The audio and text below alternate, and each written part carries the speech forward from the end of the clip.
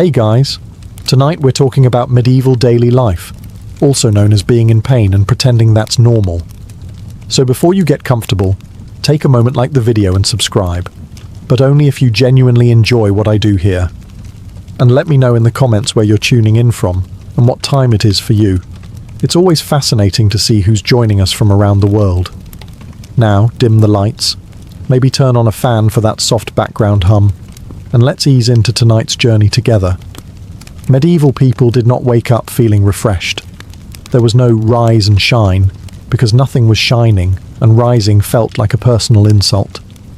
They woke up already injured, not in a dramatic, lawsuit-worthy way, but in the deeply inconvenient long-term way that never improves and has no exciting story attached to it. Beds were part of the problem. A medieval bed was usually a wooden frame topped with a sack of straw that had been sat on, slept on, and emotionally given up on years earlier. If the straw was fresh, it poked you. If it was old, it had collapsed into strange shapes that targeted your spine with surgical precision. Pillows were rare. Mattresses were a rumor. Comfort was not a priority. Survival had budget constraints. Sitting up triggered the first wave of negotiations with your body. Knees crackled like old floorboards. Backs stiffened immediately, as if protesting the audacity of movement. Necks turned only halfway before filing a formal complaint. None of this caused alarm. If you woke up without pain, that was concerning. It suggested illness, youth, or suspicious levels of wealth. Cold added a special layer of cruelty. Winter mornings meant muscles that felt frozen into place, fingers that refused to cooperate, and joints that responded to movement with sharp reminders of yesterday's poor decisions. That first step out of bed was a gamble. Sometimes your legs held. Sometimes they reminded you that you carried grain sacks yesterday and would be carrying them again today, whether you liked it or not. Pain did not reset overnight. There was no sleep it off. Pain stacked like unpaid taxes. Yesterday's soreness joined last week's strain, which teamed up with an injury from years ago that never healed correctly and now made surprise appearances during weather changes. Medieval bodies aged aggressively. By 30, many people moved like modern retirees who had angered their chiropractor, and yet no one lingered in bed. Staying down didn't reduce pain, it only delayed work. Animals still needed feeding. Fires needed tending. Fields waited patiently. Pain was not a valid excuse. It was simply the default setting. There wasn't even language for chronic pain. There was just life.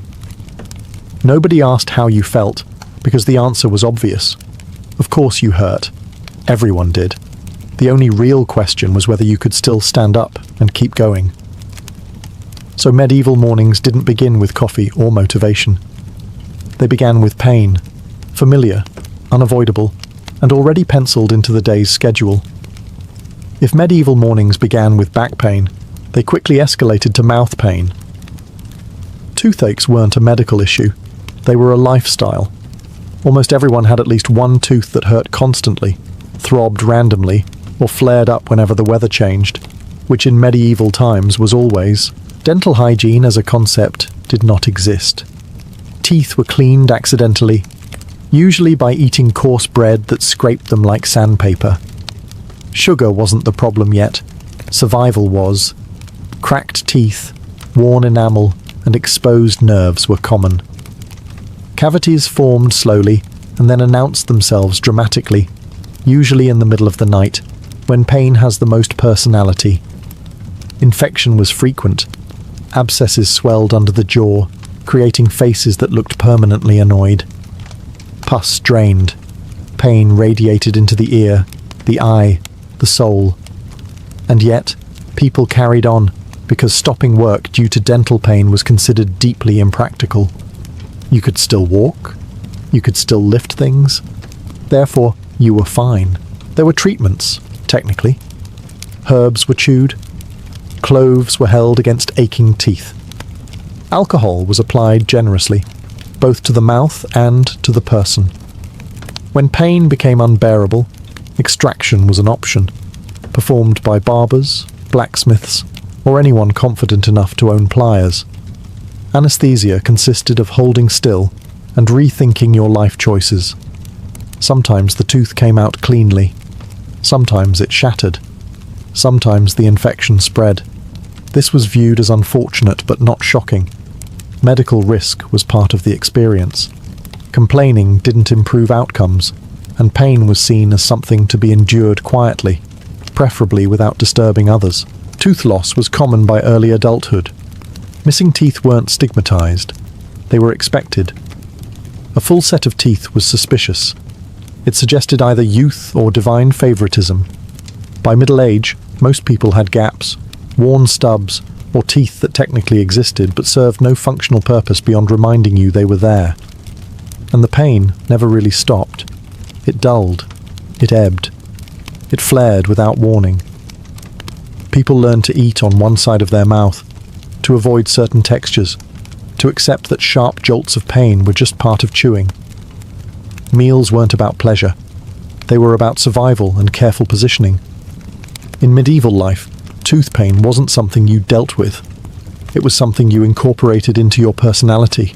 After waking up sore and enduring a mouth that felt actively hostile, medieval people placed their feet on the ground, and the suffering continued immediately. Feet were the unsung heroes of medieval pain. They carried bodies everywhere, all day, on surfaces that ranged from frozen mud to jagged stone, and they received absolutely no gratitude for it. Shoes, when they existed, were thin, stiff, and shaped more like an insult than footwear. They had no cushioning, no arch support, and no concept of left or right. Many were hand-me-downs, patched repeatedly, and only vaguely related to the size of the foot inside them. Walking long distances in these was not exercise. It was a slow negotiation between skin, bone, and regret. Blisters were constant. They formed, burst, scabbed over, and reopened in a neat little cycle that never ended. Cuts from stones and frozen ruts were common, as were bruises from dropped tools, livestock stepping where they shouldn't, and life in general. None of this was considered injury. It was simply what happened when you used your feet for survival. In winter, things escalated. Cold crept in through thin leather and cracked seams, numbing toes until they burned, then burned until they went numb again. Frostbite wasn't rare. It was seasonal. Losing feeling in your toes was expected. Losing toes entirely was unfortunate but not shocking. Limping through winter was normal. Limping permanently was a milestone. Infection was the quiet threat beneath it all. Open sores met dirt daily. Cleaning was minimal. Painful swelling and redness were ignored until they physically prevented walking. And even then, people often pushed through. A foot that hurt but still worked was considered functional. By adulthood, most people walked with a slight limp, uneven stride, or careful gait designed to minimize pain. This wasn't a disability. It was adulthood. Children learned early to toughen their feet, to accept soreness as part of movement, and to stop reacting dramatically to pain that wasn't immediately life-threatening. And yet, medieval people walked constantly.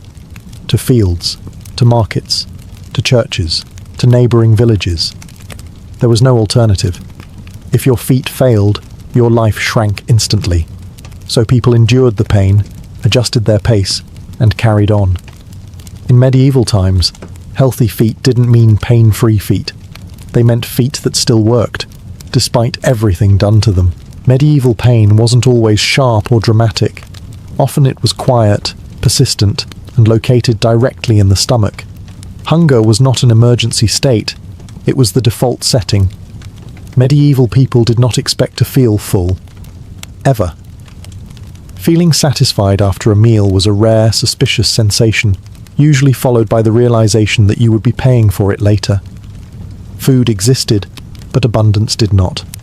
Diets were repetitive, limited, and heavily dependent on the season. Bread made up the bulk of calories, and even that was often coarse, gritty, and aggressively stale. Vegetables were eaten when available. Meat appeared occasionally, like a guest who never stayed long enough to make an impression. As a result, hunger pains were constant. Not the dramatic starvation you see in disasters, but a dull, hollow ache that lived quietly in the background of daily life. A gnawing reminder that your body was operating on minimum resources. People learned to work through it. Hunger wasn't something you fixed. It was something you managed, like a bad knee or a tooth that hurt when it rained. Meals were planned around survival, not enjoyment. Portions were small. Second helpings were theoretical. Children grew up knowing the feeling of hunger so well that it stopped registering as pain and became a sensation like thirst or fatigue. Inconvenient, but familiar.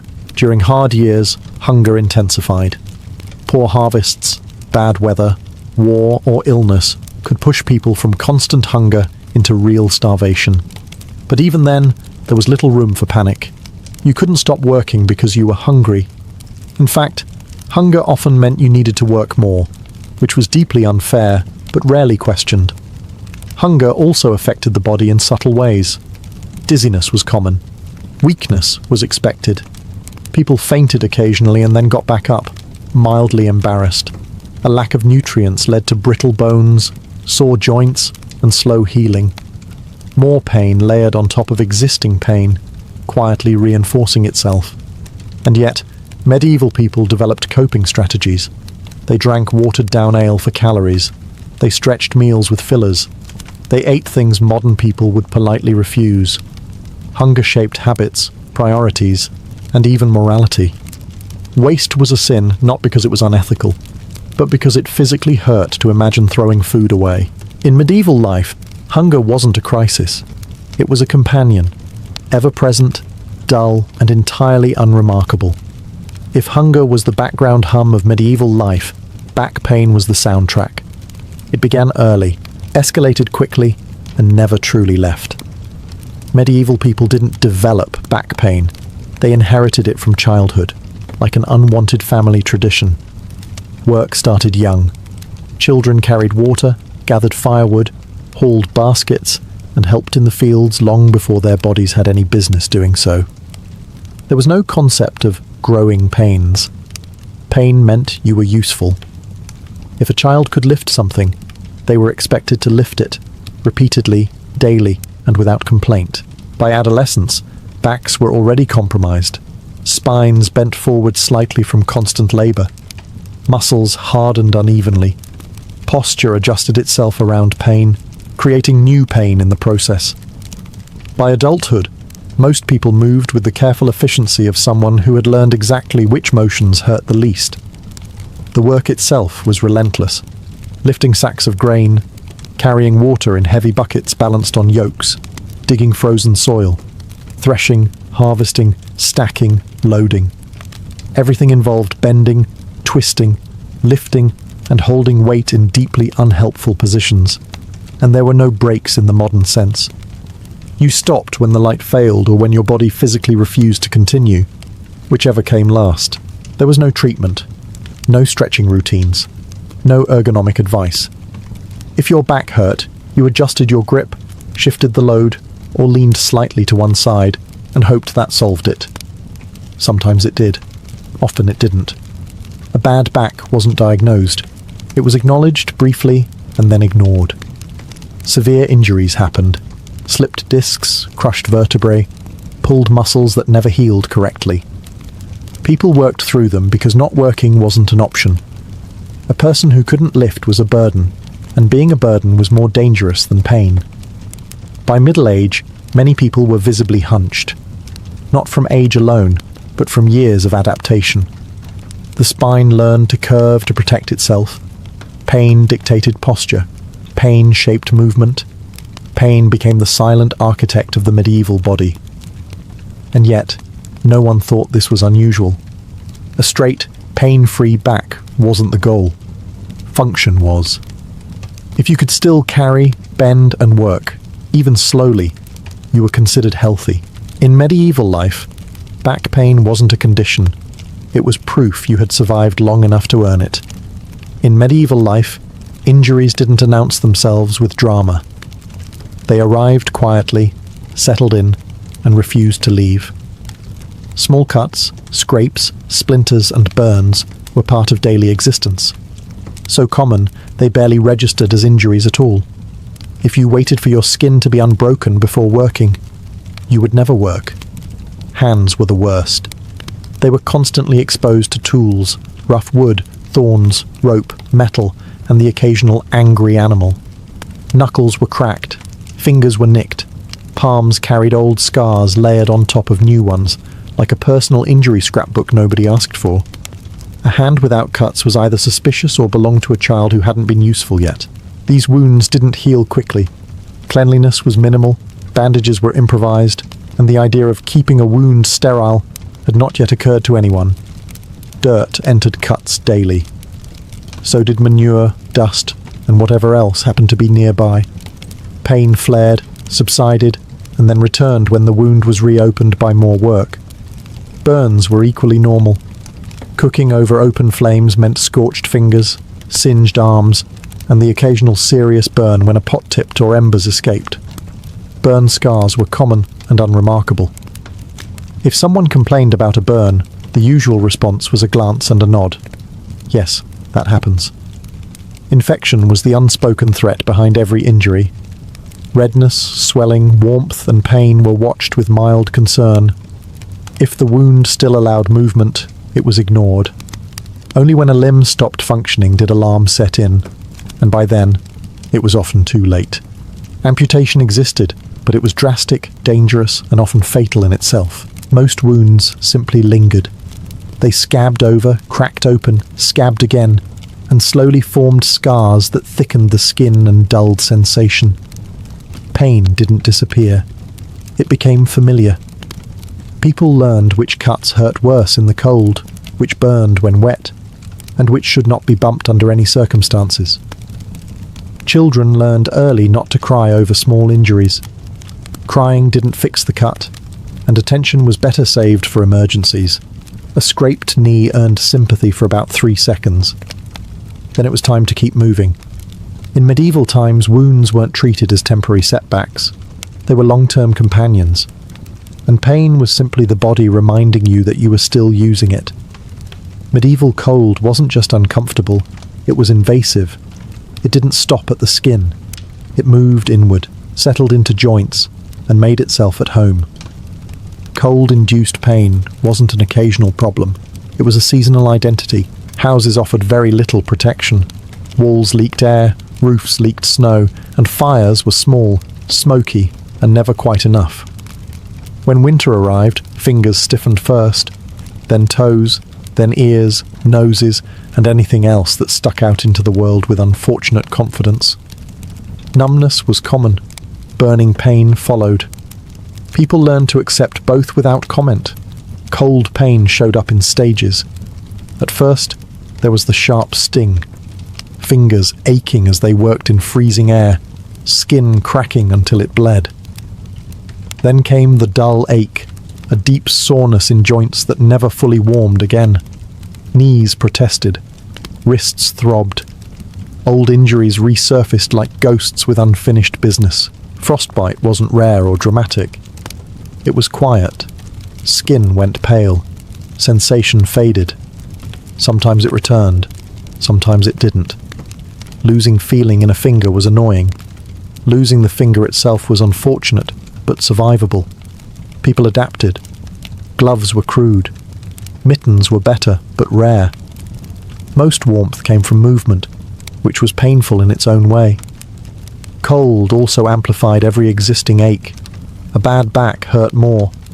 Old cuts throbbed. Tooth pain intensified because of course it did. Winter was when the body reminded you of everything you'd ever done wrong. And unlike today, there was no waiting it out indoors. Work continued. Fields didn't care. Animals still needed attention. The cold didn't pause life. It sharpened it. Sleep offered little relief. Nights were long and freezing. Bodies curled inward, trying to conserve heat. Muscles tightened defensively. People woke up stiffer than they went to bed, already bracing for another day of pain. And yet, medieval people rarely described cold pain as suffering. It was simply winter. Complaining about it was like complaining about gravity. Everyone experienced it. Everyone endured it. Those who didn't adapt didn't last. In medieval life, cold wasn't something you avoided. It was something you lived inside. And the pain it caused wasn't exceptional. It was expected, seasonal, and quietly accepted as part of being alive. For medieval women, pain wasn't an occasional visitor. It was scheduled, and nothing on that schedule compared to childbirth. This was not a dramatic once-in-a-lifetime ordeal. It was a recurring event, expected, unavoidable, and approached with the same resigned attitude as winter or taxes. There was no anesthesia, no pain relief worth mentioning, no emergency backup plan that didn't involve prayer. Childbirth happened at home, on straw, surrounded by women who had survived it themselves and therefore considered screaming entirely reasonable but medically irrelevant. Labour was long, hours or days of pain, exhaustion and uncertainty, all while fully conscious and deeply aware that this was one of the most dangerous moments of your life. Complications were common: hemorrhage, infection, tearing, all normal risks. Survival was never guaranteed, and everyone involved knew it. And yet, this wasn't framed as extraordinary suffering. It was framed as fate. Women were expected to endure childbirth the way men were expected to endure war or hard labour. Pain was part of duty. Complaining didn't make it shorter, safer, or less fatal. So there was little point. What followed was equally unforgiving. Recovery was brief or non-existent. Within days, sometimes hours, women were back on their feet, tending fires, feeding animals, caring for other children. The body barely had time to understand what had happened before being told to continue functioning. Pain lingered.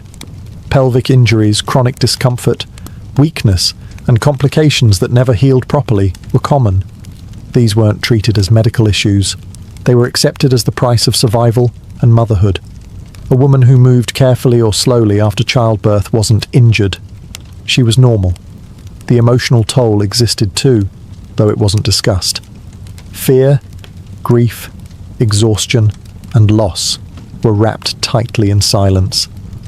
Infant mortality was high. Many women experienced repeated births and repeated losses. Pain wasn't just physical, it was cumulative. And yet, childbirth remained routine. It was talked about practically, not emotionally. Instructions were passed down. Stories were shared without dramatics. Pain was acknowledged, but not centered. It was something you endured because there was no alternative. In medieval life, childbirth pain wasn't a crisis. It was an expectation. And surviving it didn't mean you were healed. It meant you were needed again immediately. Once childbirth was over, or even when it wasn't, medieval women returned to another recurring feature of daily life: menstrual pain. This wasn't a monthly inconvenience managed with rest, heat, and medication. It was something you worked through quietly, while pretending nothing unusual was happening. There was no real concept of privacy. Houses were small, shared, and busy. Work did not stop because of cramps, fatigue, or blood loss. Fields still needed tending. Food still needed cooking. Children still needed watching. If you were upright and breathing, you were expected to function. Pain during menstruation was common and understood, but not accommodated. Cramps were expected. Back pain intensified. Weakness and dizziness happened. Some women fainted. This was considered inconvenient but not alarming.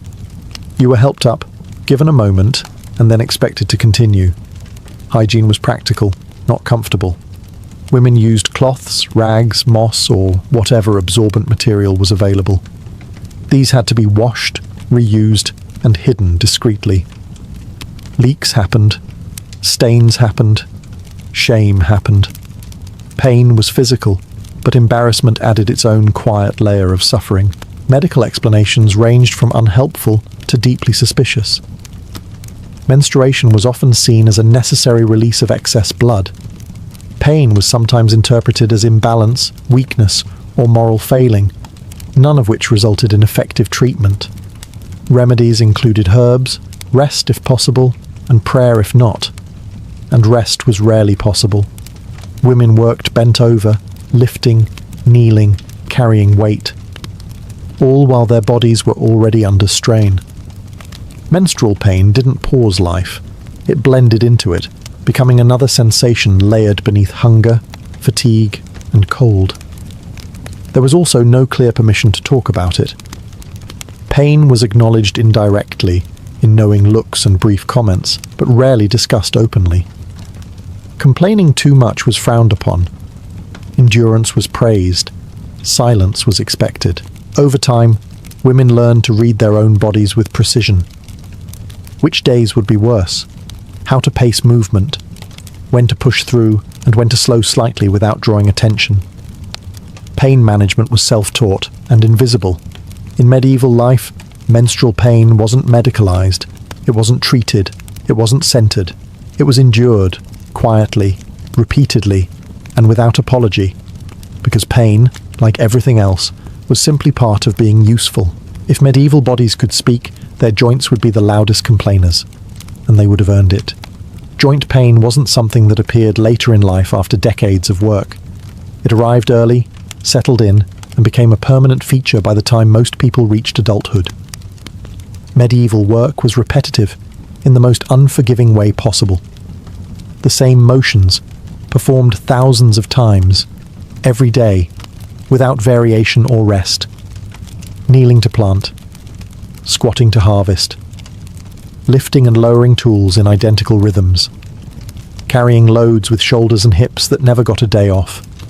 Joints didn't get to recover. They were expected to adapt or fail quietly. Knees suffered first. Constant kneeling on hard ground wore them down quickly. Pain, swelling, stiffness, all normal. Many people learned to rise from the ground slowly, using hands for support, not because they were old, but because their knees had already resigned from active service. Wrists and elbows followed. Repetitive gripping, twisting, hammering, weaving, and carrying inflamed joints until movement itself caused pain. Fingers swelled and stiffened, especially in the cold. Fine motor skills declined early. This was inconvenient but acceptable, as long as you could still work.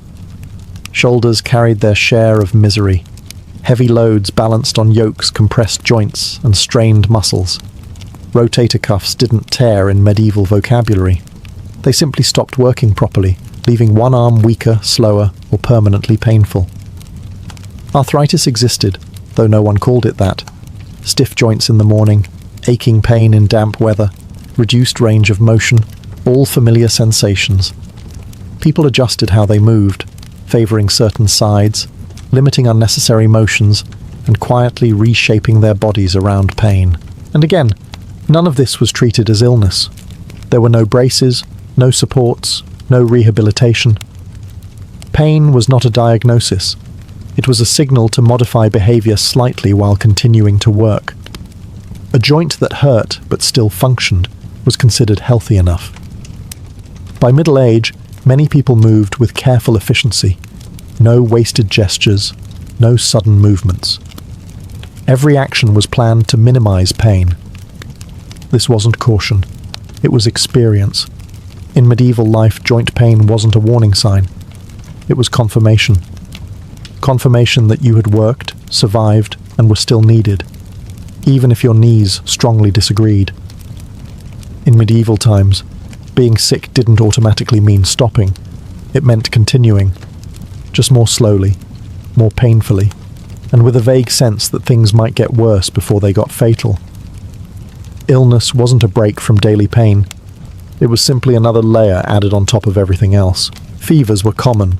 Coughs lingered for months. Infections came and went, sometimes leaving, sometimes deciding to stay forever. People walked around dizzy, sweating, aching, and exhausted because staying in bed wasn't an option unless you were actively dying, and even then the timing had to be convenient. Pain from illness was treated with patience, not intervention. Headaches were endured, body aches were ignored. Stomach pain was unfortunate but expected. Parasites caused cramps, weakness, and malnutrition, yet were considered an unpleasant fact of life rather than a medical emergency. You didn't have worms. You were alive, which apparently implied worms. Medical treatment existed, but relief was not guaranteed. Bloodletting was popular, which is impressive considering how weak people already were. The logic was simple. If something hurts, remove some blood. This rarely helped, but it did add a new pain to distract from the old one, which may have been the goal. Herbal remedies were used carefully and repeatedly. Some helped slightly, some did nothing. Some made things worse. Since pain was already normal, figuring out whether a treatment worked was difficult. If you survived, it was considered effective. Infectious diseases caused deep, lingering discomfort. Joints ached, muscles burned, breathing hurt, skin erupted in rashes or sores. People worked through it until they physically couldn't. At that point, neighbours stepped in, not out of charity alone, but because letting someone die meant losing labour. Children learned early that illness wasn't an excuse. A sick child was a quiet child. A quiet child was assumed to be coping. Only extreme symptoms prompted concern. Otherwise, sickness blended into the background of daily pain, like hunger or fatigue, and recovery was rarely complete. Many illnesses left behind permanent weakness, joint pain, or breathing problems. People didn't expect to return to full health. They expected to return to functionality. In medieval life, illness wasn't about comfort or care. It was about endurance. Pain didn't mean something was wrong. It meant you were still here. Sleep in medieval times was less about rest and more about temporary unconsciousness. It happened when exhaustion finally won, and it ended the moment discomfort reasserted control. A full night of uninterrupted sleep was not a goal. It was a rumour. Beds, as mentioned earlier, were not allies. They were surfaces you tolerated. Straw shifted. Wooden frames creaked. Lumps appeared where no lumps had existed before. If you slept well, it was mostly because your body had given up arguing. Waking up sore wasn't a sign of a bad night. It was proof you had slept at all. Nighttime brought its own collection of aches. Cold seeped in as fires died down. Muscles tightened defensively. Old injuries took the opportunity to remind you they were still employed. People woke frequently, not refreshed, but repositioning, slowly, carefully, so as not to anger anything important. Noise didn't help. Animals moved. Wind rattled walls. Other people snored, coughed, or talked in their sleep. Privacy was non-existent. Silence was accidental. If you slept through the night, it meant you were either extremely tired or extremely lucky, neither of which lasted. And then there were nighttime obligations. Fires needed tending. Animals needed checking. Babies cried. Sick family members needed watching. Sleep was fragmented into pieces that never quite added up to rest. People learned to operate permanently tired, their bodies moving on habit rather than energy. The result was constant, low-grade pain. Headaches from poor sleep, muscle aches from incomplete recovery. Joints stiffened further without proper rest. Fatigue magnified every other pain. Hunger hurt more, cold cut deeper, injuries throbbed louder. There was no concept of sleep hygiene, no advice about posture, pillows, or consistent schedules. The body adapted the only way it could, by lowering expectations. People learned to function while tired, to make fewer movements, to conserve energy instinctively, to accept that being exhausted was the baseline. Children grew up watching adults operate this way and assumed it was normal, because it was. You didn't expect to feel rested. You expected to feel capable enough to keep going. In medieval life, sleep wasn't restorative. It was survival's pause button. And waking up aching wasn't a failure. It was confirmation that you'd made it through another night. Medieval people didn't separate emotional pain from physical pain. There was no neat distinction between what hurt in the body and what hurt in the mind. It all arrived together, tangled up, and generally settled somewhere in the chest or stomach. Stress was constant. Survival depended on weather, harvests, health, and the moods of people with swords and authority. Anxiety didn't come with a label. It came as tight muscles, shallow breathing, headaches, stomach cramps, and a persistent sense that something bad was probably about to happen. Because often it was.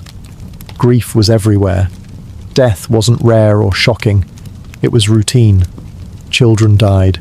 Spouses died. Friends disappeared quietly. People mourned, but briefly. There was work to do, mouths to feed, and no space for extended emotional collapse. Grief didn't get processed. It got carried, and carrying it hurt. Fear also lived in the body. Fear of famine, fear of illness, fear of punishment, fear of losing what little you had. This fear showed up as clenched jaws, tense shoulders, restless sleep, and digestive problems that never fully resolved. Medieval people didn't say they were anxious. They said they felt unwell, heavy, or weak. Sadness wasn't discussed openly. Expressing emotional pain too loudly was seen as indulgent or disruptive. Strength meant endurance, so feelings stayed inside, where they did what feelings always do when ignored. They found physical outlets. Headaches were common. Chest tightness was common. Stomach pain without clear cause was common. None of this was diagnosed. It was accepted as part of the human condition. If you could still work, the pain was considered manageable. Religion shaped how emotional pain was interpreted. Suffering was often seen as meaningful or instructive. Pain could be a test, a lesson, or a reminder of humility. This didn't make it hurt less, but it gave it a framework, which sometimes mattered more than relief. People coped quietly, through routine, through repetition, through small comforts, warmth near the fire, familiar food, familiar faces. There was no expectation of happiness.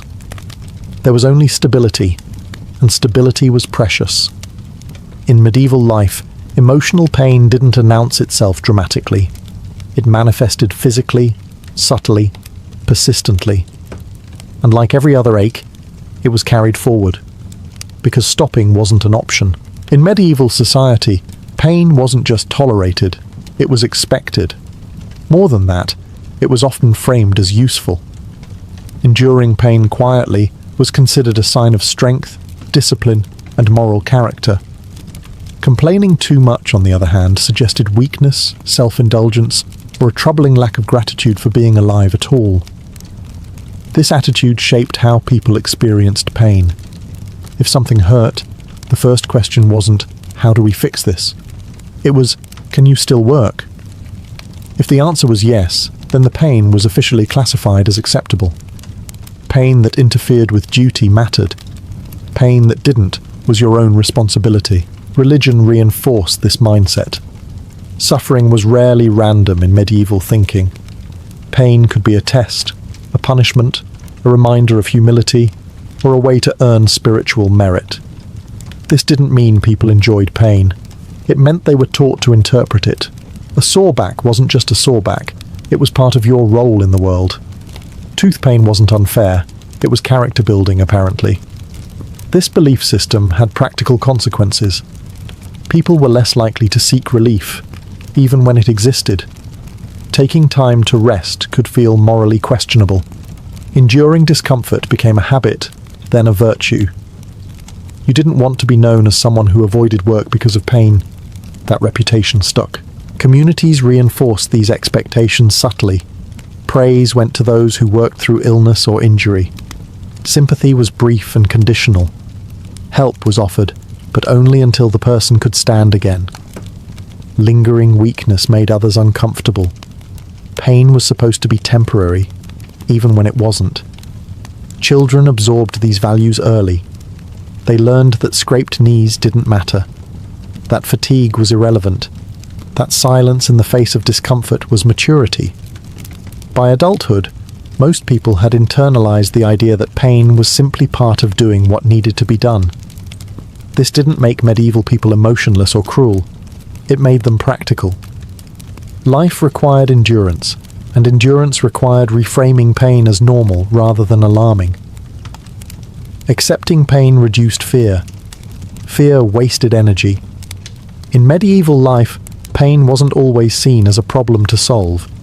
It was a condition to endure, a sign that you were fulfilling your role, however uncomfortable that role happened to be. By the end of a medieval life, pain wasn't something that happened to you. It was something you carried with you, like a tool, a scar, or a familiar ache that no longer needed explanation. Pain was the price of continuing, and most people paid it daily without ceremony. Medieval people did not expect their bodies to feel good. That expectation simply did not exist. A pain-free day wasn't a sign of health. It was suspicious. It suggested that you hadn't worked hard enough, hadn't lifted enough, hadn't endured enough. Comfort was not proof of success. Endurance was. Bodies wore down quickly. By what we would now call middle age, many people moved carefully, spoke less about their aches, and conserved energy instinctively. They didn't complain, because complaining didn't change the outcome. Pain was predictable. It followed work, cold, hunger, illness, and time. You planned around it, adjusted your movements, and kept going. What's striking isn't that medieval people suffered. It's that they normalized it so thoroughly. Pain didn't dominate their identity. It didn't stop the day. It simply existed alongside everything else. People laughed, worked, raised families, argued, prayed, and hoped, all while hurting. Modern people often imagine medieval life as unusually brutal, and in many ways it was. But medieval people didn't experience their pain as a constant emergency.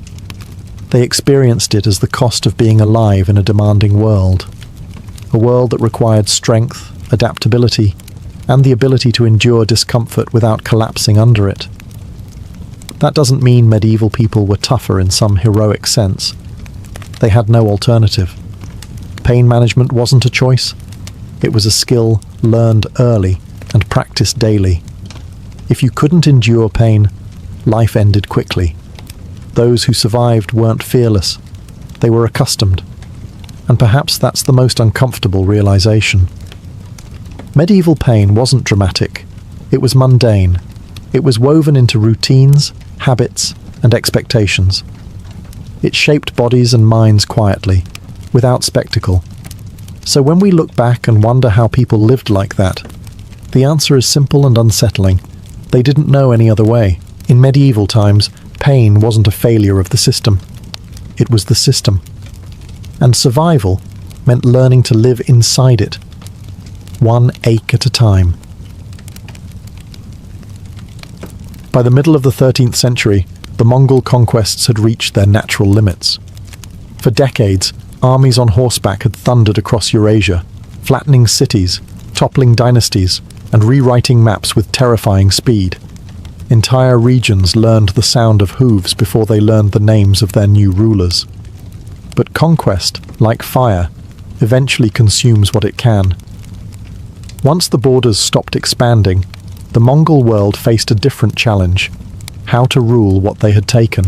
What followed surprised almost everyone.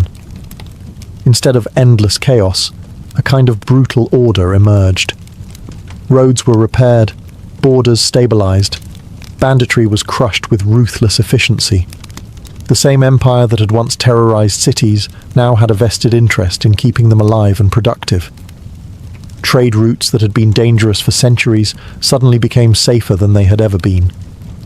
Merchants who once traveled armed to the teeth now moved under the protection of Mongol law, carrying silk, spices, silver, and ideas across thousands of miles. This was not peace in the modern sense. Executions were swift, punishments severe, and rebellion met with annihilation. But within those harsh boundaries, predictability ruled. The Mongols valued order above sentiment. If taxes were paid and loyalty maintained, daily life could continue with minimal interference. Farmers farmed, artisans worked, scholars debated, traders travelled. Compared to the fragmented warfare of earlier centuries, this stability felt almost miraculous. The Mongol rulers understood something most medieval states struggled with. An empire lives or dies on communication. They built and expanded a vast relay system of roads and stations, allowing messengers to cross continents in days rather than months. Orders flowed outward from imperial centres, and information flowed back just as quickly. For the first time in history, Eurasia functioned like a single, if loosely stitched, political space. Fear still lingered, of course. The memory of destruction was fresh, and Mongol authority rested on the unspoken reminder of what happened to those who resisted. Yet fear alone cannot sustain an empire. What truly defined this period was utility. The Mongols did not care what gods you worshipped, what language you spoke, or what clothes you wore, as long as the system worked. That indifference, paradoxically, created space for exchange. The storm had passed. In its wake stood roads instead of ruins, caravans instead of armies, and a century-long pause in large-scale warfare across much of Eurasia. It was an uneasy calm, built on violence and enforced by power, but it was calm nonetheless. And within that calm, the world began to move in new ways. The Pax Mongolica did not exist by accident. It was engineered through law, discipline, and an unforgiving sense of order. At the heart of Mongol rule was a legal framework often referred to as the Yasa, a body of decrees attributed to Genghis Khan and expanded by his successors. It was not a gentle system, nor was it especially flexible, but it was consistent. And in a medieval world where justice often depended on local lords, bribes, or bloodlines, consistency alone was revolutionary. Crime under Mongol rule was treated as a threat to the entire system. Theft, banditry, and fraud were punished harshly, often with death. This was not cruelty for its own sake, it was policy. Merchants had to trust that their goods would reach distant markets intact. Messengers had to know they could cross mountains and deserts without being robbed. The Mongols understood that fear, carefully applied, could eliminate the everyday violence that strangled trade elsewhere. Local elites were largely left in place, provided they cooperated. Governors, princes, and city officials continued to rule their populations, but now they answered upward to Mongol overlords. This reduced resistance and ensured that regional customs survived, while ultimate authority remained firmly centralized. If a region paid its taxes and followed imperial orders, it was mostly left alone. If it failed, the response was swift and unforgettable. One of the most striking features of Mongol administration was its religious tolerance. Unlike many medieval empires, the Mongols showed little interest in converting their subjects. Buddhists, Muslims, Christians, and shamans all lived under the same imperial umbrella. Religious leaders were often exempt from certain taxes, not out of compassion, but because stability mattered more than belief. A praying population was easier to govern than a rebellious one. The cost of this stability, however, was submission. The peace of the Pax Mongolica rested on the understanding that resistance was futile. Entire cities had been erased earlier in the conquests, and those memories lingered like ghost stories told to keep children obedient. Peace was maintained not by goodwill, but by reputation. Yet for those willing to accept Mongol authority, the rewards were tangible. Safer roads, predictable laws, and access to a continent-wide economy transformed daily life. It was a peace enforced by the sword, but for many, it was preferable to the endless local wars that had come before. Order had a price. Most people paid it quietly and moved on with their lives. If the Pax Mongolica had a physical backbone, it was movement. Goods, people, messages, and ideas flowed across Eurasia with a speed and reliability that would have seemed impossible a century earlier. The Mongols did not invent long-distance trade, but they perfected its protection. Under their rule, the great overland routes linking East Asia, Central Asia, the Middle East and Europe became arteries of a single imperial body. Central to this system was the Yam, an extensive relay network of roads and way stations stretching thousands of miles. These stations were stocked with fresh horses, food, and lodging, allowing official messengers to travel enormous distances at staggering speed. A message could cross regions in days that once took months. This was not just convenience. It was control. Rapid communication allowed the Mongol rulers to respond to unrest, adjust taxation, and coordinate distant territories with unprecedented efficiency. Merchants were among the greatest beneficiaries. Traders carried official passports known as paisa, which granted them safe passage, supplies, and protection throughout the empire. In return, they paid taxes and shared information. Commerce and intelligence became intertwined. A caravan did not just bring silk or spices, it brought news of prices, politics, and potential threats. The roads themselves became cultural crossroads. Persian astronomers met Chinese engineers. Italian merchants encountered Central Asian translators. Medical knowledge, navigation techniques, artistic styles, and military technologies moved alongside luxury goods.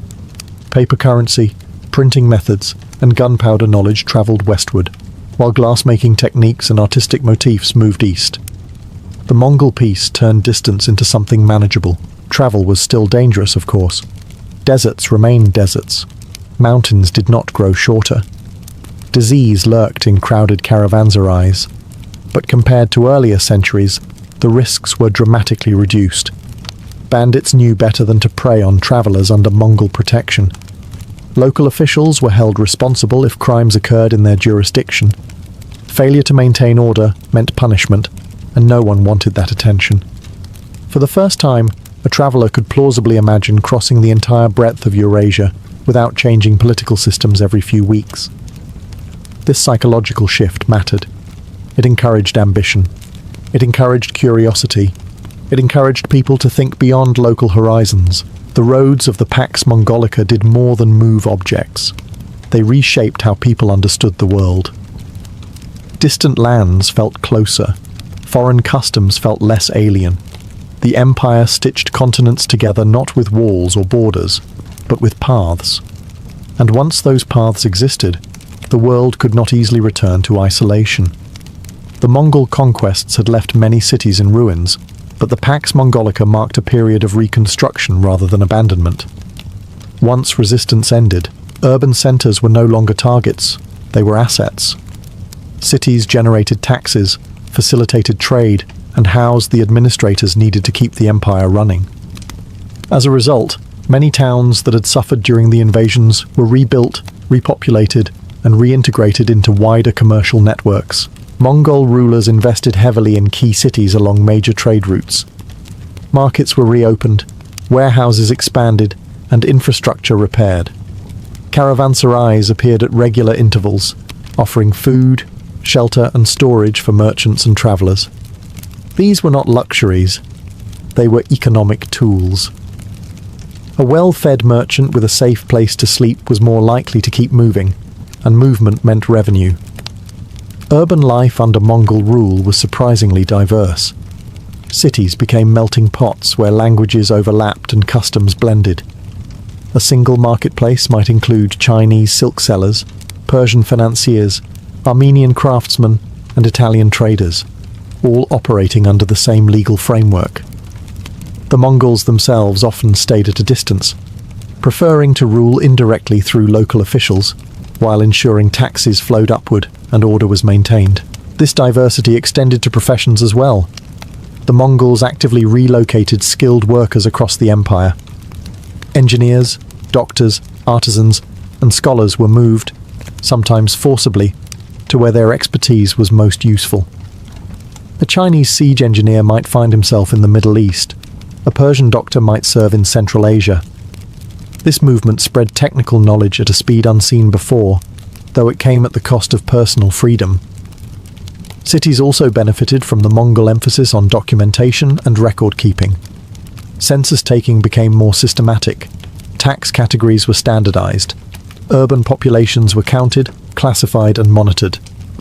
While this increased control, it also reduced arbitrary demands. People knew what was expected of them, and predictability again proved valuable. Not all cities thrived equally. Those off the main trade routes often stagnated, while those positioned along major corridors flourished. Geography mattered more than heritage. A strategically placed town could rise quickly, while an ancient city could fade if it no longer served imperial needs. Under the Pax Mongolica, cities became engines of exchange rather than fortresses of survival. Walls still stood, but commerce mattered more than defense. In these urban spaces, the Mongol peace became tangible, not as an abstract policy, but as daily movement, noise, and negotiation. The Pax Mongolica did more than move goods and people. It accelerated the movement of ideas. With roads secured and borders stabilized, knowledge traveled with unprecedented ease. Scholars, artisans, missionaries, and physicians crossed vast distances, carrying techniques and theories that would quietly reshape societies far from their point of origin. The Mongols did not set out to create an intellectual renaissance, but by removing barriers, they made one possible. Technologies developed in East Asia began to circulate widely. Paper production expanded westward, changing how information was recorded and preserved. Printing methods followed, slowly altering access to texts. Gunpowder knowledge migrated beyond its Chinese origins, initially as a curiosity, then as a military innovation that would eventually transform warfare. Even simple inventions, like improved stirrups, saddles, and navigational tools, had outsized effects when shared across cultures. Medical knowledge also flowed along these routes. Islamic physicians exchanged ideas with Chinese doctors, blending herbal remedies, surgical techniques, and diagnostic theories. Hospitals and medical texts benefited from this cross-pollination, though understanding remained limited by medieval science. Astrology, astronomy, mathematics, and geography all experienced similar exchanges, as scholars compared models of the cosmos and refined measurements of time and space. Religion, too, traveled freely. Buddhist monks, Muslim scholars, Christian missionaries, and Nestorian priests moved through Mongol lands with relative safety. The empire's tolerance allowed debates and conversions to occur without immediate state interference.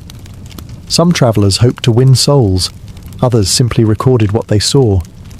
Their writings introduced distant cultures to one another, sometimes accurately, sometimes through layers of misunderstanding. Yet this openness had darker consequences. The same networks that carried silk and scholarship also carried disease. Pathogens traveled as efficiently as caravans, moving from region to region with devastating speed. The most infamous example was the plague that would sweep across Eurasia in the 14th century. The Mongol trade routes did not cause it, but they allowed it to spread faster and farther than ever before. The Pax Mongolica thus became a double-edged sword. It enriched cities, expanded knowledge, and connected civilizations, but it also exposed societies to risks they were unprepared to handle. Isolation had once acted as a crude form of protection. Connectivity removed that shield. In linking the world together, the Mongol peace changed the rules of history. Progress and catastrophe now moved along the same roads, and humanity would never again experience ideas or disasters in isolation. Under the Pax Mongolica, trade ceased to be a regional affair and became a truly continental system. For the first time, merchants could plan journeys that spanned thousands of miles with reasonable confidence that the rules would remain the same along the way. Taxes were standardized, routes protected, and disputes settled under a shared imperial framework. This consistency turned commerce into one of the defining forces of the era. Luxury goods moved in enormous volumes: silk from China, spices from Southeast Asia, precious stones from India, silver from Central Asia, and fine textiles from the Islamic world all flowed toward distant markets. These were not novelties reserved for royalty alone. A growing merchant class emerged, wealthy enough to influence local politics and culture. Trade wealth began to rival land ownership as a source of power. The Mongol state actively supported this system. Merchants were granted legal privileges, and in some cases, direct partnerships with Mongol elites. The empire invested in caravans, shared risks, and even compensated traders for losses in certain circumstances. Commerce was not merely tolerated, it was encouraged as a pillar of imperial stability. A prosperous merchant meant a prosperous tax base. Financial innovations followed.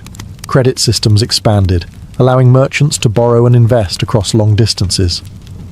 Bills of exchange reduced the need to transport large amounts of coin, lowering risk and speeding transactions. Money itself became more abstract, less tied to physical presence. These practices laid early groundwork for later global financial systems. Trade also reshaped social structures. Cities along major routes became cosmopolitan hubs, while rural areas increasingly supplied goods for distant consumers rather than local markets. Artisans adapted their products to foreign tastes.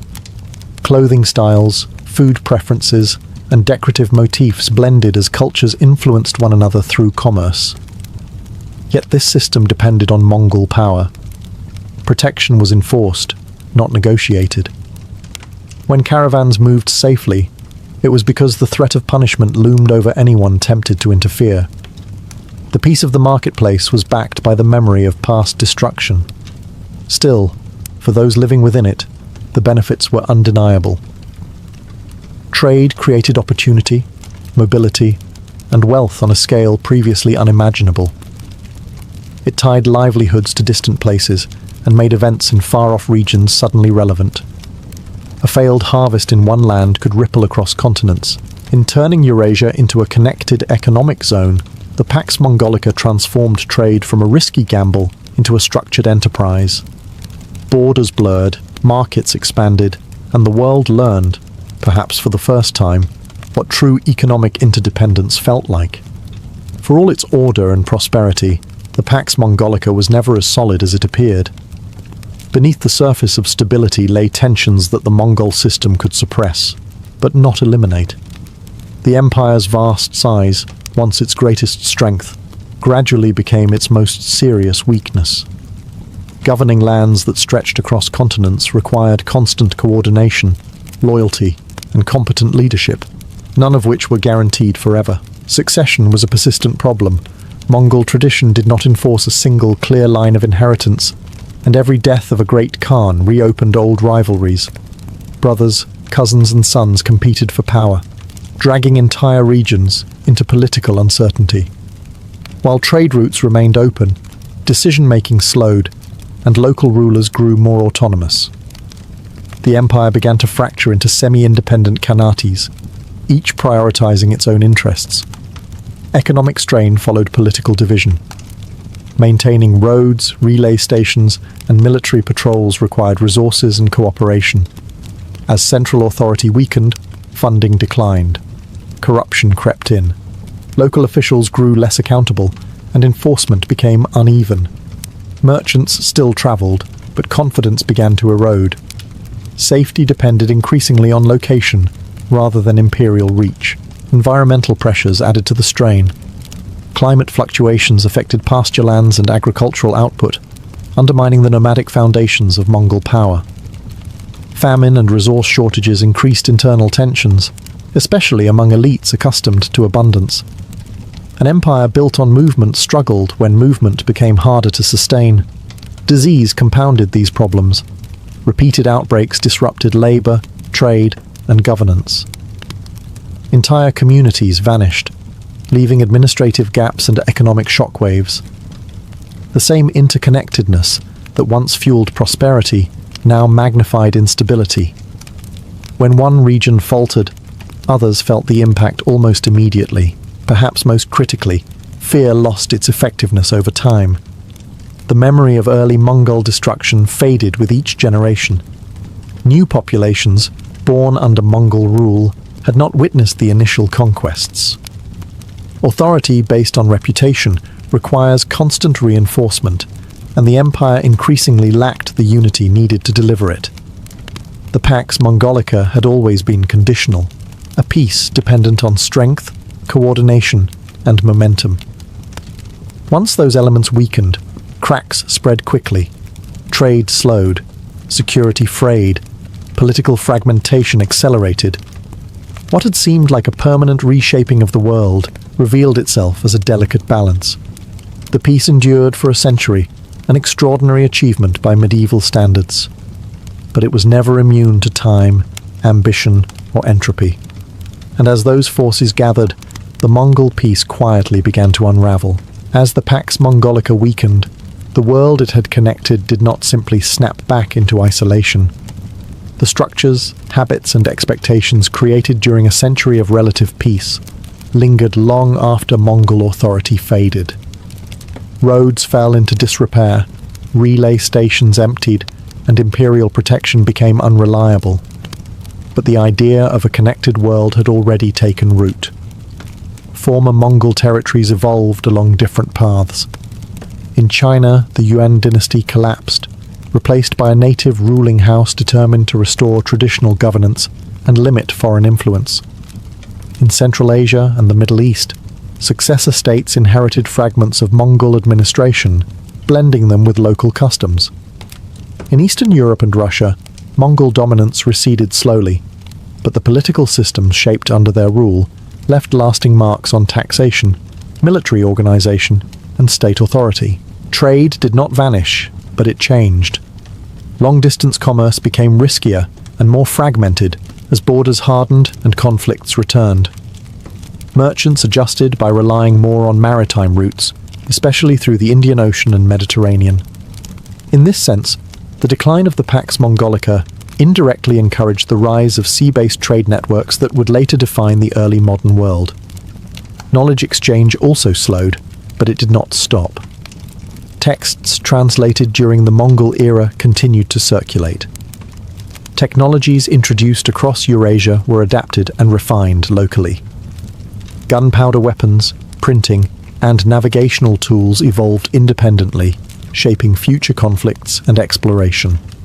The intellectual momentum generated during the Mongol peace proved difficult to extinguish. Politically, the memory of imperial unity became both a cautionary tale and an inspiration. Rulers recognized the advantages of centralized authority, standardized law, and protected trade. Later empires, from the Ottomans to the Ming, borrowed selectively from Mongol practices, often without acknowledging the source. The idea that stability could be imposed across diverse populations was no longer theoretical, it had been demonstrated. The human cost, however, remained visible. Regions depopulated by war and plague took generations to recover. Entire communities had been relocated or erased. The benefits of connectivity had come with irreversible losses. History did not forget that balance. The end of the Pax Mongolica marked a transition rather than a collapse. The world moved forward carrying both the advantages and the scars of that century. The Mongol peace had shown what was possible when distance lost its power, and what could happen when a single system held too much of the world together. The Pax Mongolica occupies an unusual place in history. It was not born from ideals of harmony or mutual understanding, but from conquest, fear, and absolute power. And yet, its consequences reshaped the world more profoundly than many empires built on nobler claims. For roughly a century, Eurasia functioned as a connected system, politically fractured at the edges but unified in practice by movement, exchange, and enforced stability. What made this peace remarkable was not its morality, but its scale. Never before had so much territory operated under a single framework of security and law. Never before had a merchant, scholar, or traveller been able to cross continents with such relative consistency. The Mongols did not erase cultural differences, they bypassed them. Language, religion, and custom mattered less than obedience to the system. That indifference, harsh as it was, created space for interaction rather than exclusion. The Pax Mongolica also exposed a fundamental truth about globalization long before the word existed. Connection amplifies everything. Wealth spreads faster. Ideas multiply more quickly. So do instability, disease, and inequality. The Mongol world revealed that integration is powerful, but fragile.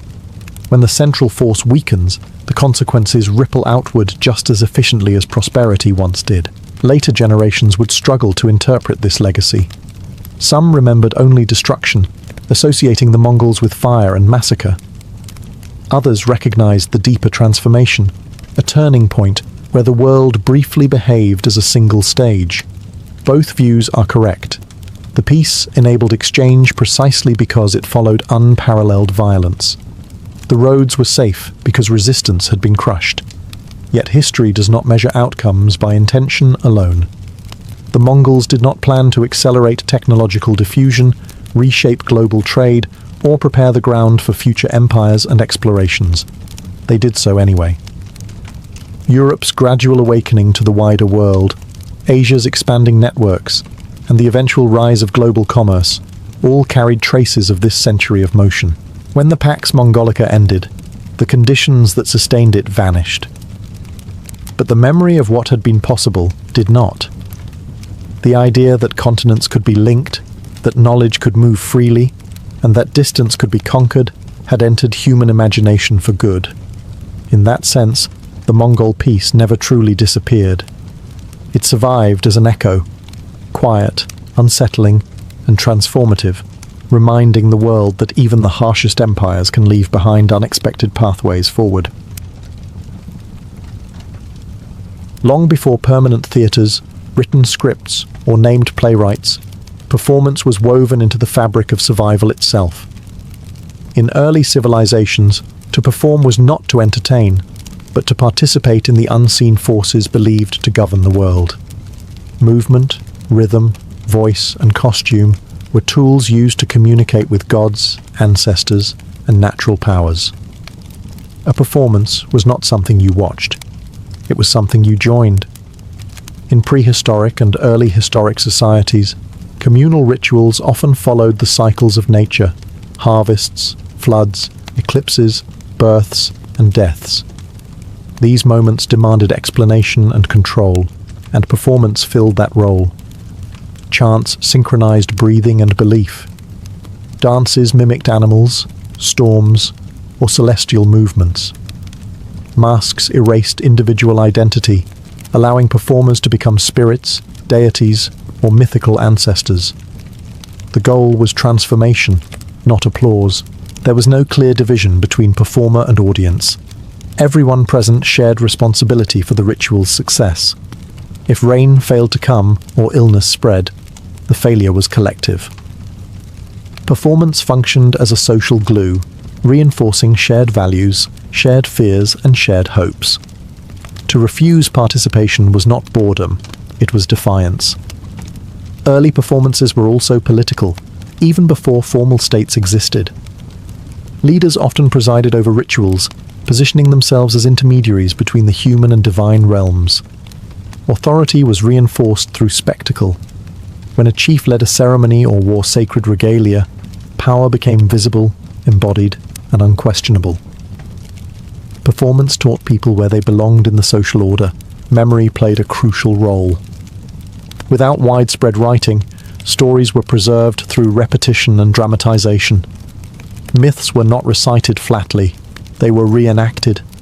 Heroes were embodied, battles were danced, moral lessons were sung into the body, not written onto a page.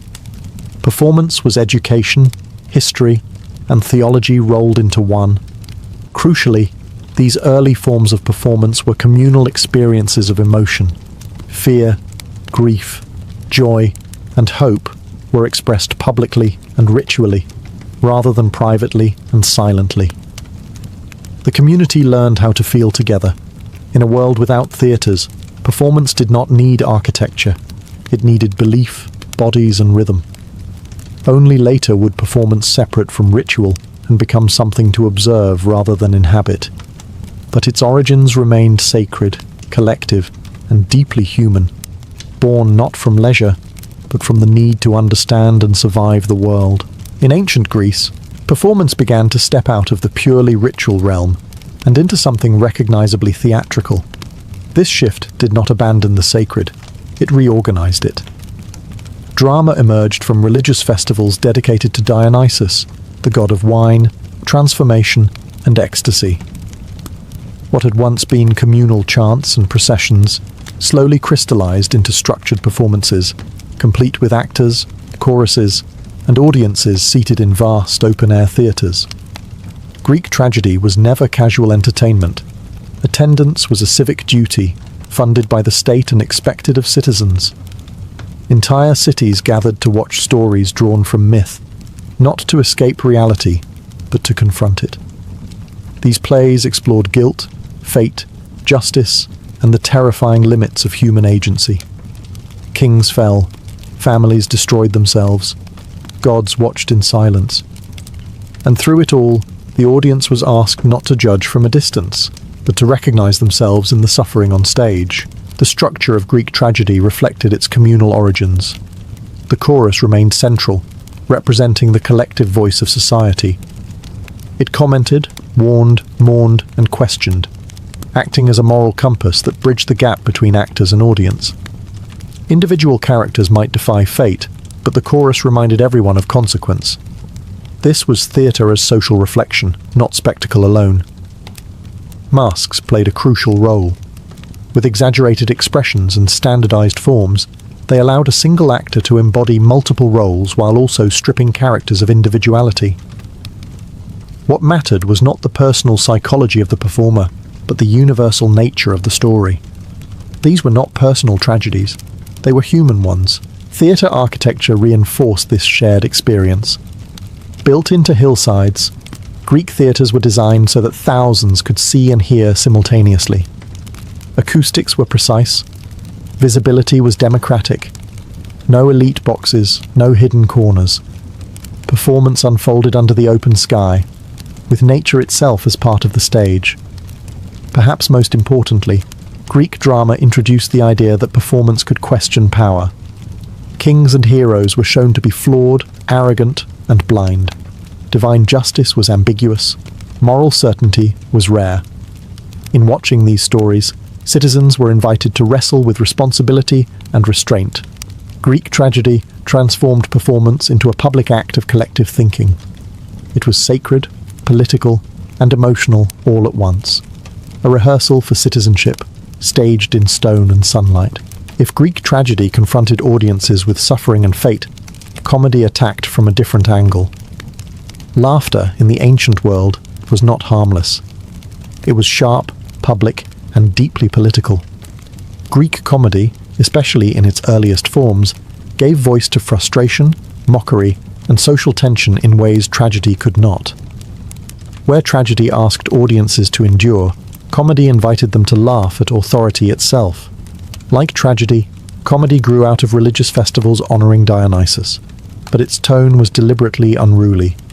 Playwrights filled the stage with exaggerated bodies, obscene jokes, and direct insults aimed at politicians, generals, philosophers, and even the gods. These plays were not subtle. They were loud, vulgar, and fearless. In a society that prized public honor, ridicule was a powerful weapon. The audience was not passive.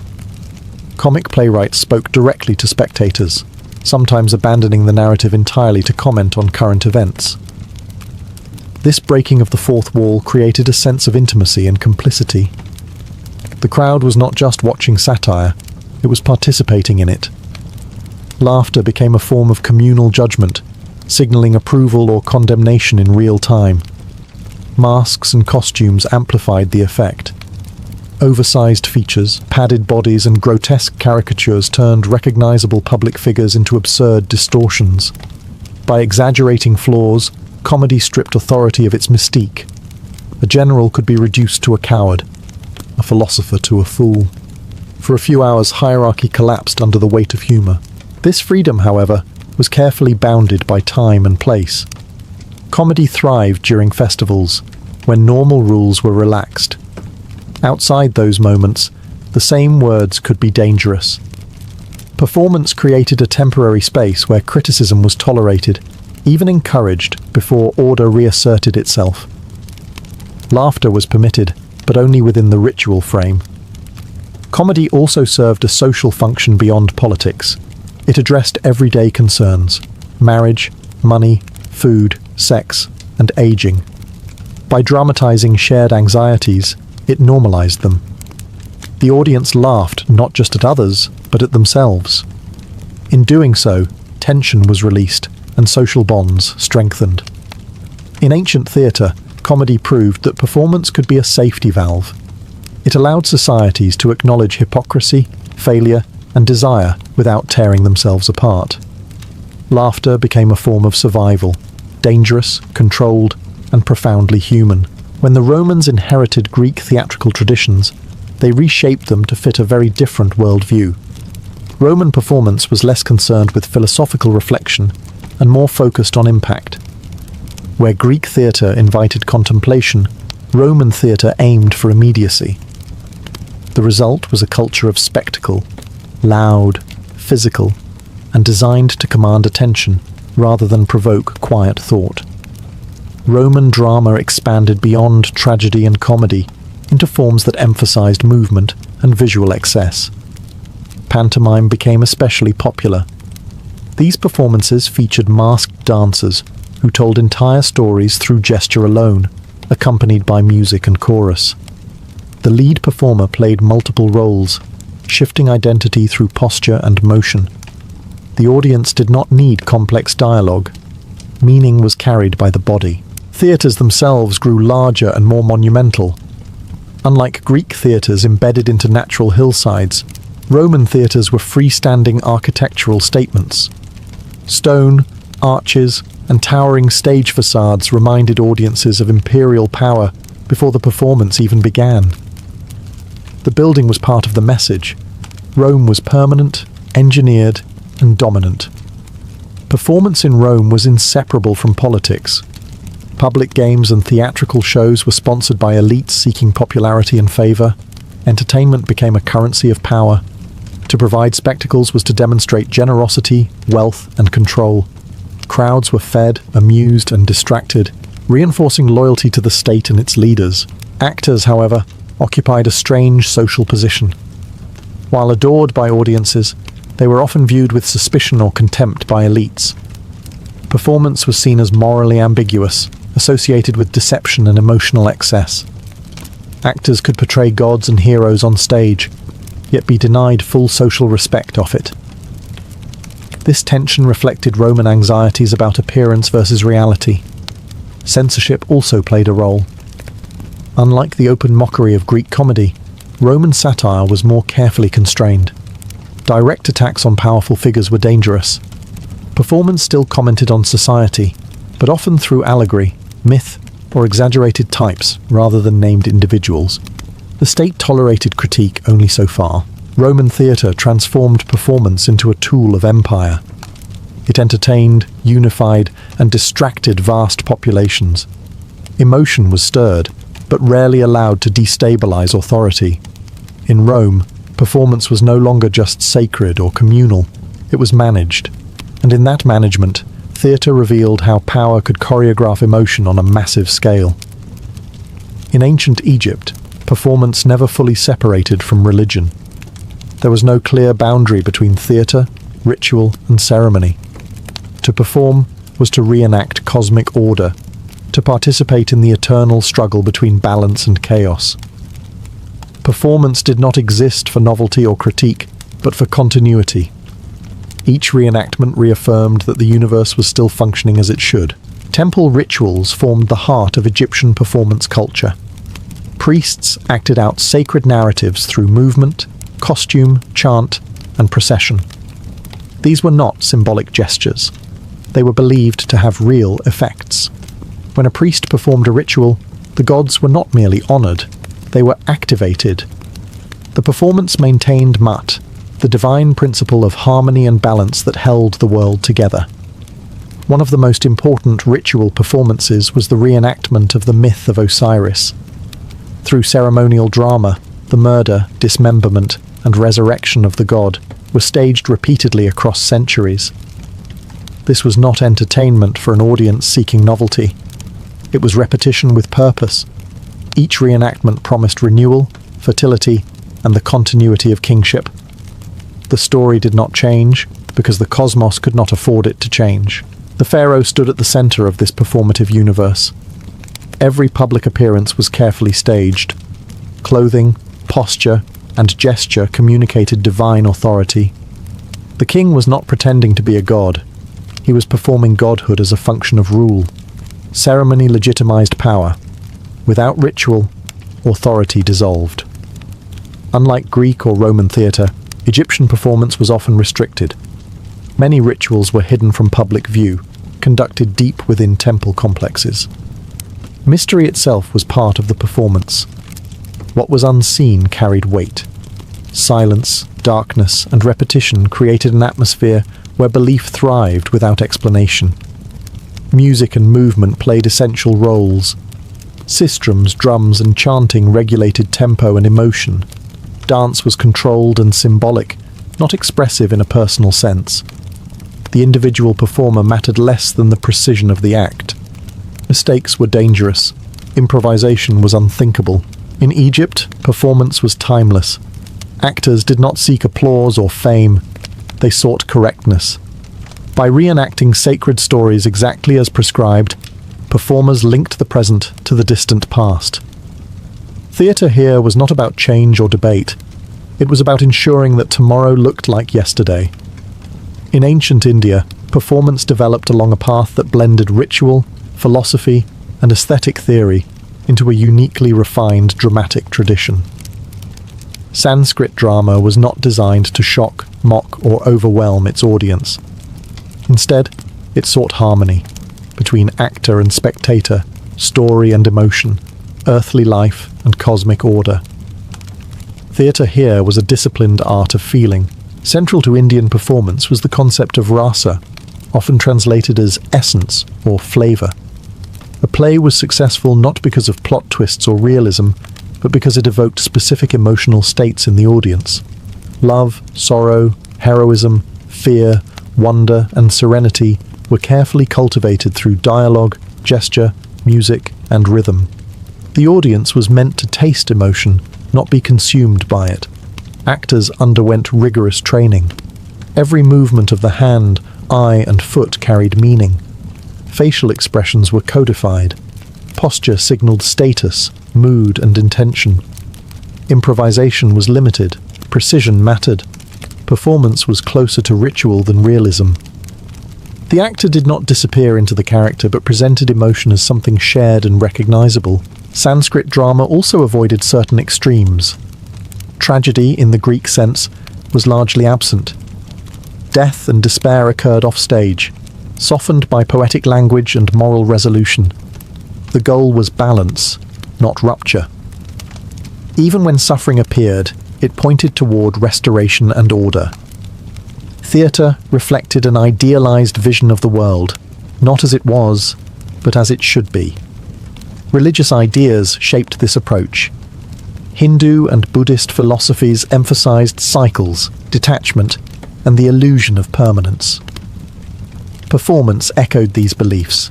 Characters were archetypal rather than psychologically fragmented. Kings embodied justice. Lovers embodied devotion. Villains embodied disorder. Through these figures, audiences contemplated ethical and cosmic truths. Performance spaces were intimate. Unlike massive Roman theatres, Sanskrit drama favoured courtly settings and smaller gatherings. The experience was communal but focused, encouraging attentive listening rather than spectacle. Music and song were integral, guiding emotional transitions and reinforcing memory. In ancient India, theatre was a bridge between inner experience and outer expression. It taught audiences how to feel without losing control, how to witness emotion without drowning in it. Performance was not an escape from reality. It was training for understanding it. Across the ancient world, performance relied on the body long before it relied on words. Masks, gesture, posture, and movement formed a shared language that could cross borders of speech and literacy. In societies where many could not read, and where audiences were often multilingual, the body became the most reliable storyteller.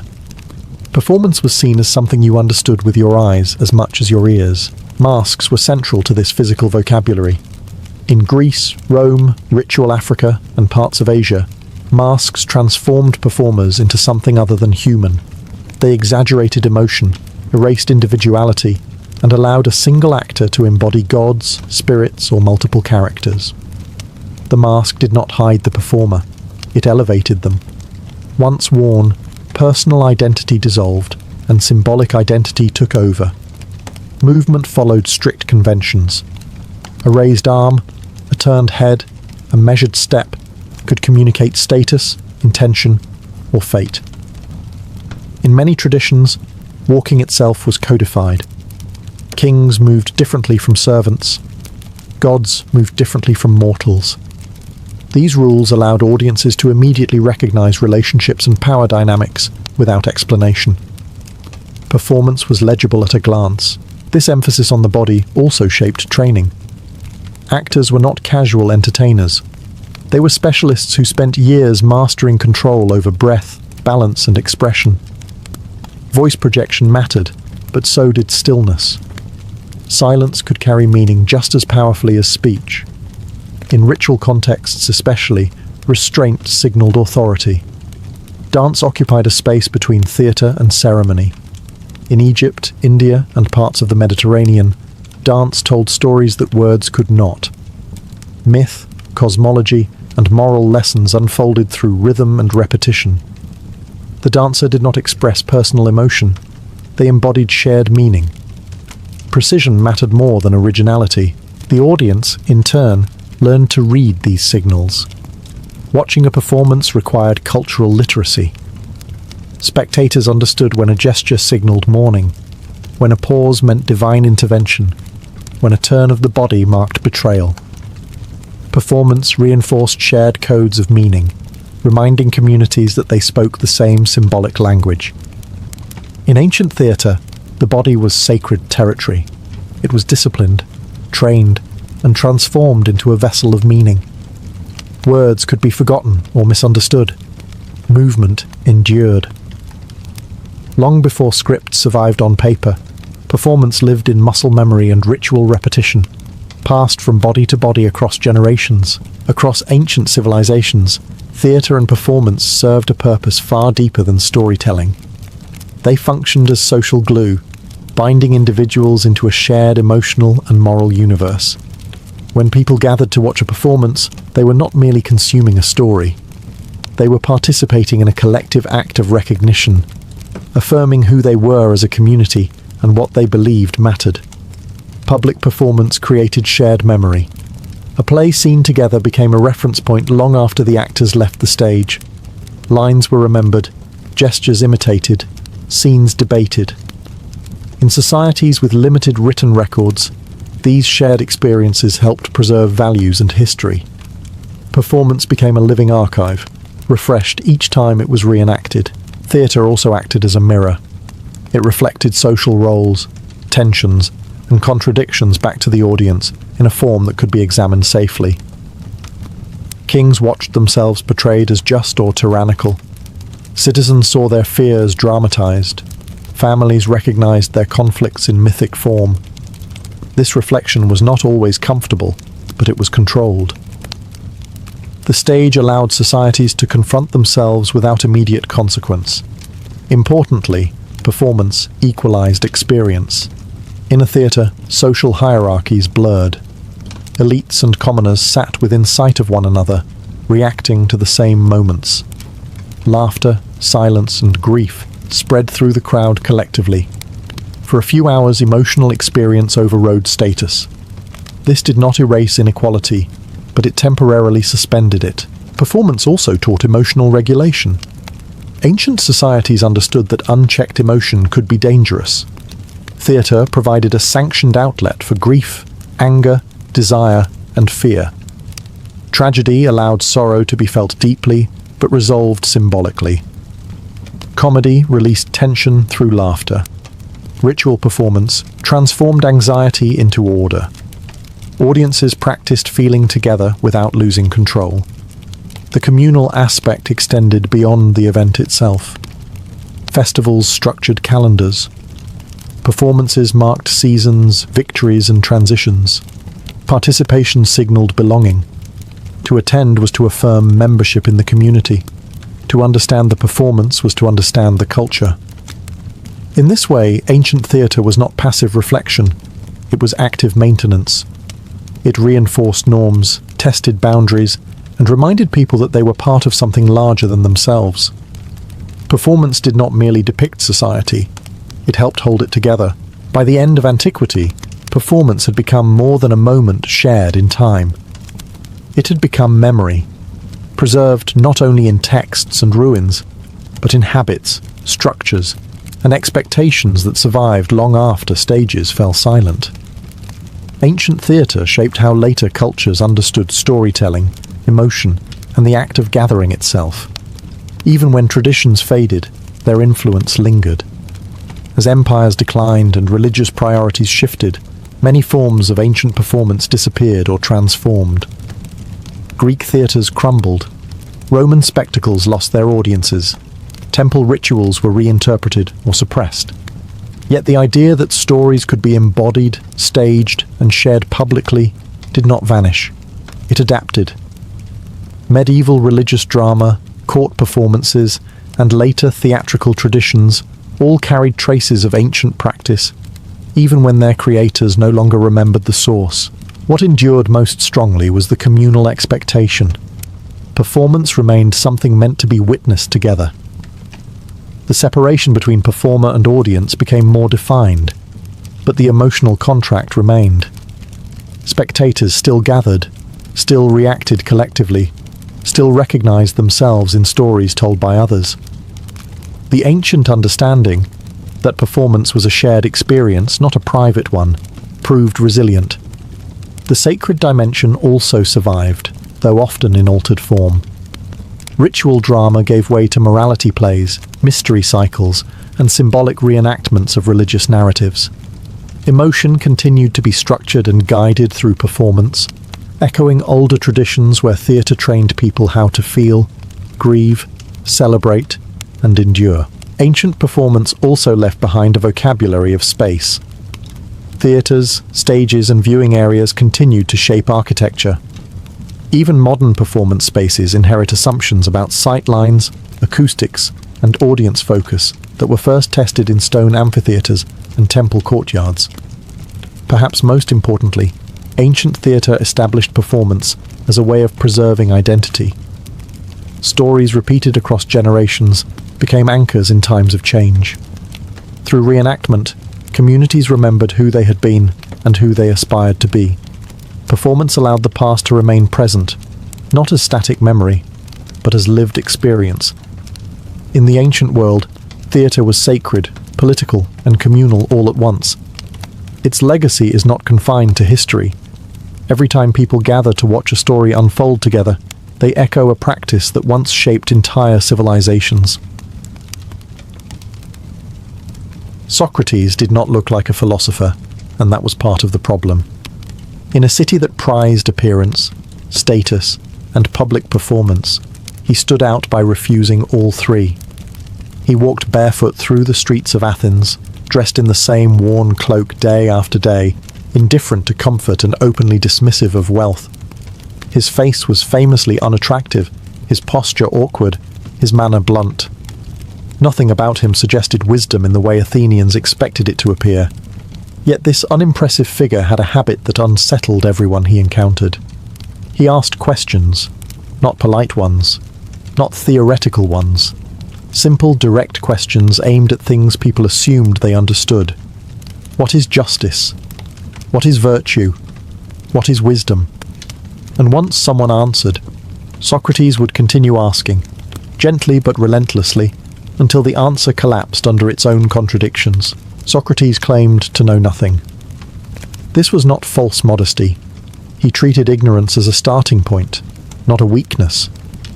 In a society obsessed with reputation, he made ignorance visible. He exposed how often confidence substituted for understanding, how easily admired men relied on memorized phrases instead of thought. His conversations often ended with his interlocutors confused, embarrassed, or quietly furious. He did not teach in schools or lecture halls. He taught in marketplaces, gymnasiums, workshops, and street corners. He spoke to generals and politicians with the same tone he used for craftsmen and slaves. Rank did not impress him. Authority meant nothing if it could not withstand scrutiny. This equal treatment was deeply offensive in a hierarchical society. Socrates also refused payment. Sophists charged high fees to train young men in rhetoric and persuasion. Socrates offered no curriculum and took no money. This made him difficult to categorize and impossible to control. He undermined professional teachers simply by existing alongside them, asking better questions for free. To some, he was amusing, a harmless eccentric. To others, he was dangerous. He disrupted conversations, embarrassed leaders, and taught young Athenians that revered opinions could be dismantled with patience and logic. He did not propose reforms or lead factions. He destabilized certainty itself. Athens tolerated many things: ambition disguised as virtue, even corruption. But Socrates offered no performance of respectability. He refused to play the role society expected of a wise man. And in doing so, he quietly became one of the most unsettling figures the city had ever produced. Athens in the 5th century before the Common Era was a city built on display. Political life unfolded in public assemblies. Legal battles were theatrical performances before massive juries.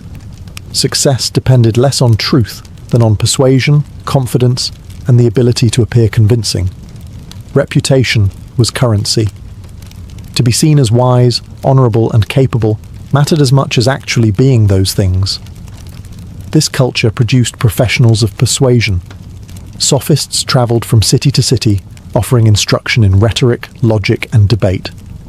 For a fee, they taught young men how to win arguments in court, sway assemblies, and defend any position with equal confidence. Skill mattered more than substance. Victory, not truth, was the goal. Athens admired this talent openly. A man who could speak well could rise quickly. Socrates existed as a living contradiction to this system. He refused to perform wisdom. He claimed ignorance where others claimed mastery. He did not prepare speeches or train students to persuade crowds. Instead, he dismantled arguments one conversation at a time, often in front of onlookers. Where sophists built reputations, Socrates quietly unbuilt them. The humiliation was subtle but devastating. A respected politician, praised for intelligence, might find himself unable to define justice under gentle questioning. A celebrated general could not explain courage without contradicting himself. These exchanges did not end with applause. They ended in silence, confusion, and wounded pride. Socrates rarely mocked his interlocutors directly. He let their own words do the damage. Athenians laughed at first. The city enjoyed clever irony and intellectual sport, but laughter turned to irritation as the pattern repeated. Socrates seemed to target those most admired. The higher a man's reputation, the more satisfying it was to watch it unravel. Over time, resentment grew, not because Socrates insulted people, but because he exposed them. The problem was not simply embarrassment, it was influence. Young Athenians watched these encounters and learned a dangerous lesson: that public honor could be hollow, and that authority could be questioned without violence. Socrates did not tell them to rebel. He showed them how easily certainty could be dismantled. In a democracy already anxious about instability, this was unsettling. Athens had lost wars, endured plagues, and suffered internal betrayals. The city clung tightly to the idea that respected men knew what they were doing. Socrates challenged that illusion relentlessly. In a culture built on reputation, Socrates did not merely ask questions. He undermined the foundation on which public life stood. What truly set Socrates apart was not his appearance or his poverty, but the way he thought. Or more precisely, the way he forced others to think. His approach to conversation, later called the Socratic method, was disarmingly simple. He began by asking someone to define a concept they claimed to understand. Justice, courage, piety, wisdom. The questions sounded innocent. The consequences were not. Socrates never argued aggressively. He did not raise his voice or deliver long speeches. Instead, he asked short, precise questions and followed the answers wherever they led. Each response generated another question. Each clarification exposed a new contradiction. Slowly, the confident speaker found himself tangled in his own words. What began as certainty dissolved into confusion.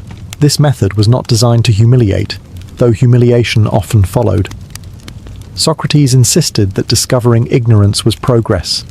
To recognize that you do not know is the first step toward genuine understanding.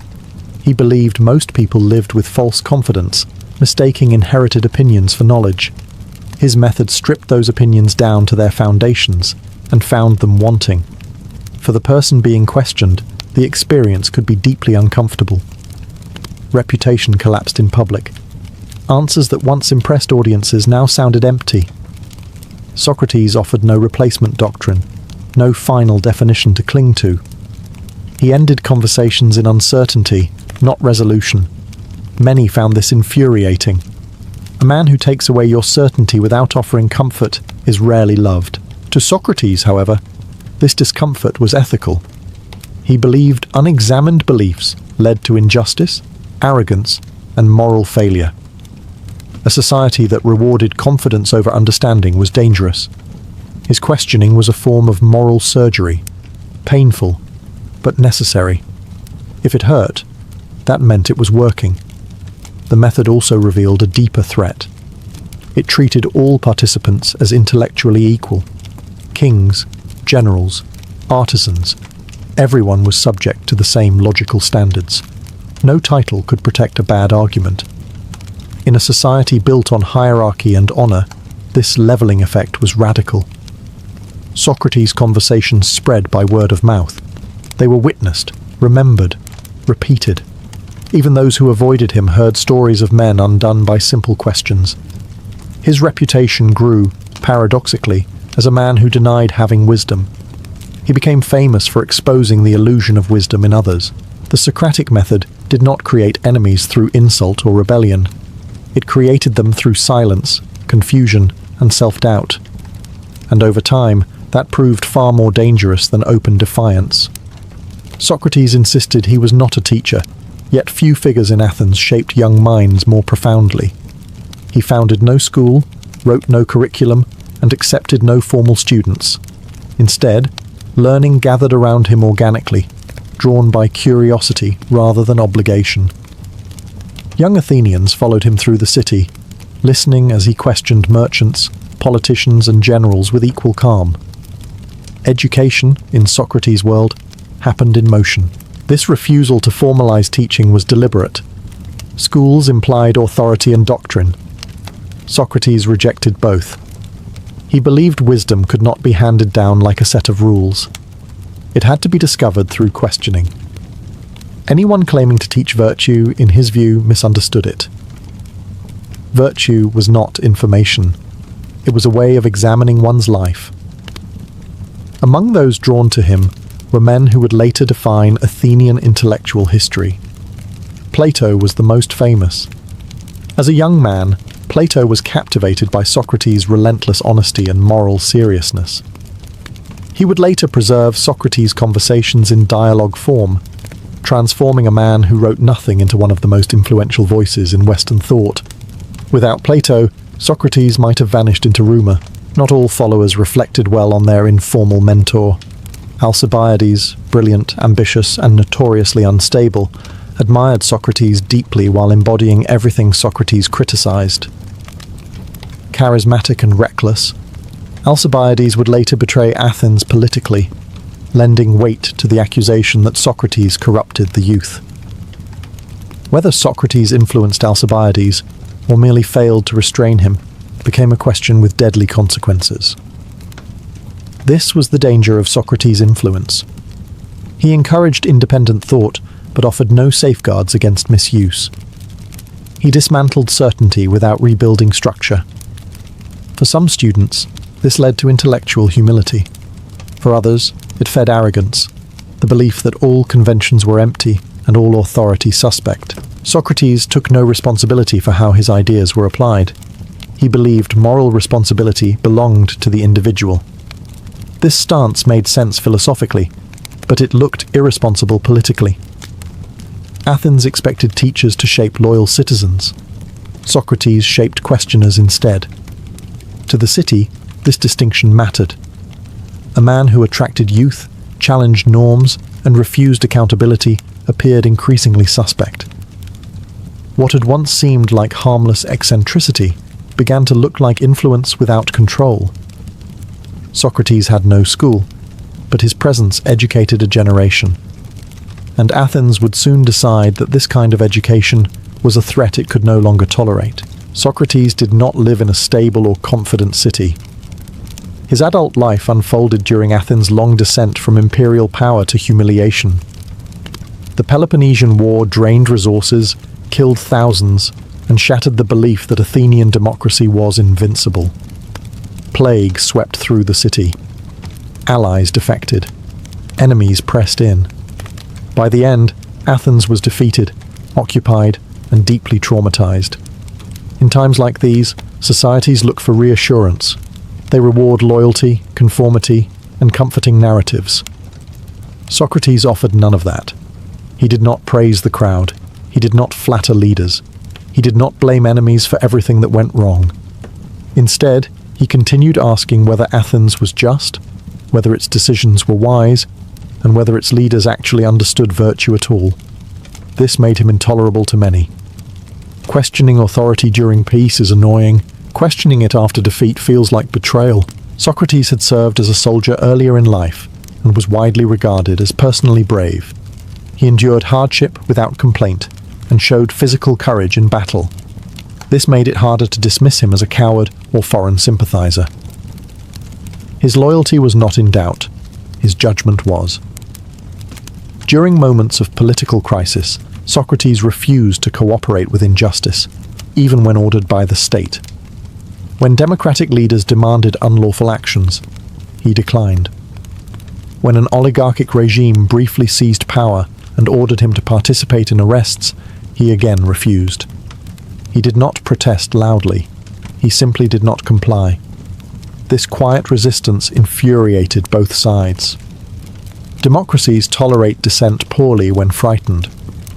Tyrannies tolerate it not at all. Socrates managed to alienate every faction without joining any of them. He obeyed the law when it was just and ignored it when it was not, according to his own moral compass. To Socrates, conscience mattered more than survival. To Athens, this looked like arrogance. A citizen who decides for himself which laws to follow undermines the entire system. In a city struggling to reassert control after chaos, this kind of moral independence felt dangerous. By the time peace returned, Athens was eager to restore order and identity. Old wounds were still open. Memories of betrayal lingered. And Socrates, still walking barefoot and asking uncomfortable questions, became an easy symbol of disorder, a reminder of doubt in a city desperate for certainty. The war had ended. The patience for Socrates had not survived it. The case against Socrates did not begin with a single outrage. It accumulated slowly, built from years of irritation, embarrassment, and fear. By the time formal charges were brought, the city had already decided that something had to be done. The trial would not determine whether Socrates was dangerous. It would determine whether Athens could tolerate him any longer. The accusations were deceptively simple.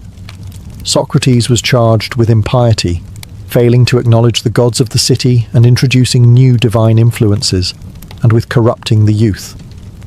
On paper, these were religious and moral offences. In reality, they were political and social. Athens was not prosecuting theology, it was prosecuting disruption. Impiety was a flexible charge, useful precisely because it was vague. Socrates spoke often of a divine inner voice, a guiding sign that warned him away from certain actions. He did not claim it was a god, but he did treat it as authoritative. To traditionalists, this sounded suspicious. In a city trying to restore religious and civic unity after catastrophe, deviation was dangerous. The charge of corrupting the youth carried more weight. Socrates had influenced young men who questioned authority, mocked public figures, and treated tradition with skepticism. Some of those men had later betrayed Athens or supported oligarchic rule. Whether Socrates caused this behavior was irrelevant. In a traumatized city, association was enough. Importantly, Socrates had powerful enemies. Men he had embarrassed publicly, politicians whose authority he had undermined, teachers whose profession he had quietly exposed as hollow. The trial gave these resentments a legal outlet. The charges were brought by ordinary citizens, but they spoke for a broader unease. Athens had amnesties for wartime crimes and political betrayals. It claimed to be healing. Yet here was a man who refused to stop reopening wounds. He reminded people how easily they had been misled, how confident men had failed catastrophically. For a city desperate to move forward, Socrates felt like an anchor dragging it backward into doubt. The irony was cruel. Socrates believed he was serving Athens by challenging it.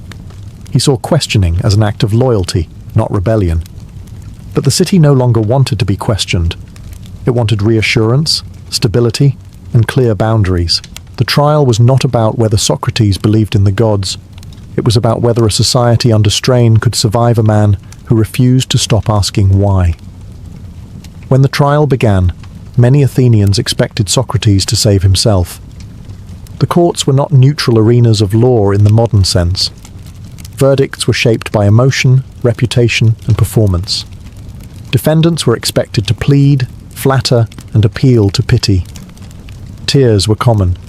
Family members were paraded before juries. A good performance could mean the difference between life and death. Socrates refused all of it. He did not deny that he questioned people. He did not apologize for unsettling them. He did not promise to change. Instead of begging the jury for mercy, he challenged them to examine themselves. He argued that he had done Athens a service by exposing false confidence and moral laziness. Far from corrupting the youth, he claimed to have encouraged them to care about virtue rather than wealth or status. This was not how trials were won. His tone was calm, almost conversational, but the content was confrontational. He compared himself to a gadfly, small, irritating and necessary, sent to sting a sluggish horse into movement. Athens, he suggested, was that horse. Killing the gadfly would not make the city wiser, only more comfortable. When it came time to propose a punishment, Socrates again defied expectation. Instead of suggesting exile or a fine as a compromise, he half-jokingly proposed that he be rewarded with free meals for life, an honor given to civic benefactors. The suggestion was not sarcasm in the modern sense. He genuinely believed it. He had improved the city, not harmed it. The jury did not find this amusing. To many, his behavior confirmed the worst suspicions. He appeared arrogant, unrepentant, and dismissive of the court's authority. Even jurors inclined to acquit him were pushed toward conviction by his refusal to play along. In a system that relied on performance, Socrates rejected performance entirely. The verdict was close, but guilty. After the conviction, Socrates was given a final chance to propose an alternative penalty. Only then did he reluctantly agree to a fine, urged by friends who feared the worst. It was too late. The damage had been done. The jury chose death. Socrates did not panic. He did not rage. He accepted the outcome with the same calm he brought to every conversation. The city had judged him. Now it would have to live with the judgment. The trial revealed a final bitter truth. Athens could forgive failure, corruption, even betrayal. What it could not forgive was a man who refused to pretend. After the trial, Socrates did not die immediately. A religious observance delayed executions, granting him several weeks in prison. Friends visited daily, urging him to escape. Plans were made, bribes arranged, guards could be persuaded. Exile was possible. Everyone around him assumed he would take the opportunity. No one would have blamed him. Socrates refused. To flee, he argued, would betray everything he had spent his life defending. He had questioned unjust laws, yes, but he had also insisted that laws, once accepted, bound the citizen. To escape punishment now would make his principles convenient rather than serious. If he taught that justice mattered only when it was comfortable, then his entire life had been a performance after all. Instead of despair, Socrates spent his final days talking. He debated the nature of the soul, the meaning of death, and whether a good man could truly be harmed by injustice. His tone was calm, even playful. Death, he suggested, was either a dreamless sleep or a journey to converse with wiser minds. Either way, it held no terror for someone who had lived honestly. When the time came, the executioner brought the cup of hemlock. The poison was meant to be drunk slowly, its effects creeping upward from the feet to the heart. Socrates did not hesitate. He took the cup without complaint and drank it steadily, as if finishing an ordinary conversation. As his body began to fail, he continued speaking. He reminded his companions to care for their souls more than their reputations. He corrected small philosophical errors. Even dying, he could not resist refining ideas. When the poison reached his chest and his breathing slowed, he lay down calmly. His last words were practical, almost mundane. He reminded a friend to pay a small debt, a sacrificial offering owed to a god. It was a final act of civic responsibility, a quiet assertion that he had never rejected the city itself, only its complacency. With that, Socrates died. There was no dramatic outburst, no final curse, no miracle. Just a man who faced death the same way he faced life, with questions, clarity, and refusal to pretend. The city had silenced him. It had not answered him. Athens succeeded in ending Socrates' life. It failed completely at ending his influence. In the years after his death, the city moved on, but the questions he raised did not fade. Instead, they multiplied. The man who wrote nothing became one of the most discussed figures in history, preserved through the memories and writings of those who had listened to him. Most influential among them was Plato, who transformed Socrates into the central figure of his philosophical dialogues. Through these works, Socrates continued to walk the streets of Athens, questioning politicians, poets and generals long after the real man was gone. Whether Plato's Socrates perfectly matched the historical one mattered less than the role he came to play, the voice of relentless inquiry. Socrates became a symbol of moral courage. He did not die for a doctrine, a movement, or a revolution. He died for a method, for the idea that questioning mattered more than comfort and integrity more than survival. Unlike martyrs who demand belief, Socrates demanded examination. His legacy was not obedience, but doubt. This made him endlessly adaptable. Different ages claimed him for different causes. Some saw him as a champion of reason against superstition, others as a religious man obeying divine conscience over human law. To some, he was a model citizen who accepted punishment rather than flee. To others, a warning about what happens when societies silence dissent. What remained constant was the discomfort he caused. Socrates refused to give final answers. He never explained how to build the perfect state or guarantee virtue. He exposed ignorance without offering closure. Even in death, he resisted being turned into a slogan. Athens eventually recognized its mistake. Later generations honored Socrates as one of the city's greatest figures, even as they quietly forgot the conditions that led to his execution. It is easier to admire a dead philosopher than to tolerate a living one. Socrates' true legacy lies not in what he taught, but in how he lived. He treated thought as a moral duty. He believed that clarity mattered more than approval, and truth more than safety. In a world still obsessed with reputation and certainty, his life remains an accusation. The barefoot philosopher asked too many questions, and centuries later, we are still trying to answer them.